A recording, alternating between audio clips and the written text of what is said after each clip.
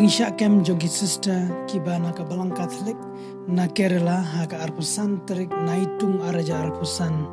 hapok ga jilla Chhattisgarh kelalong ka mat Ukraine haga ri India barok kawai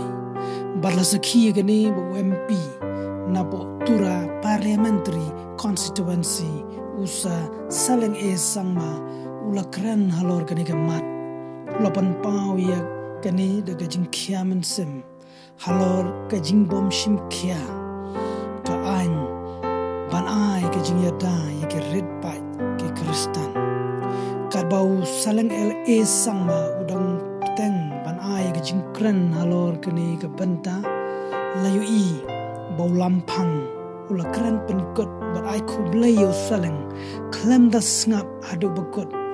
bat lip chisendan ye ka ma jungu kane ga jingle ju lampang hapo ying dor bar thawan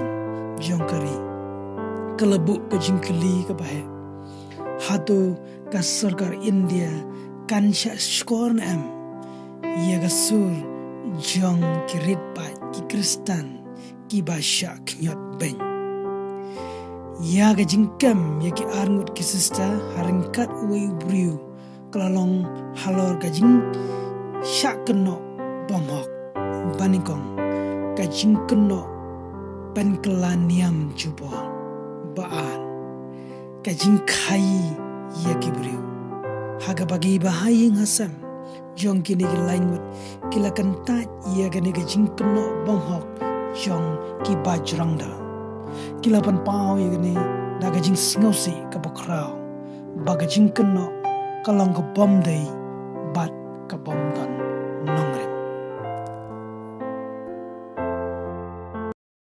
One more speaker, sir. Instead of catching hold of the drugs cartel and mafia, the government of Chhattisgarh is holding the innocent two Christian nuns, which they were innocent instead of catching all the drugs menace. Okay, thank you. Therefore, Mr. Speaker, sir, thank you. Without any proper, Shri just Hanuman Beniwal ji, Hanuman Beniwal ji. सभापति महोदय, सबसे पहले तो मैं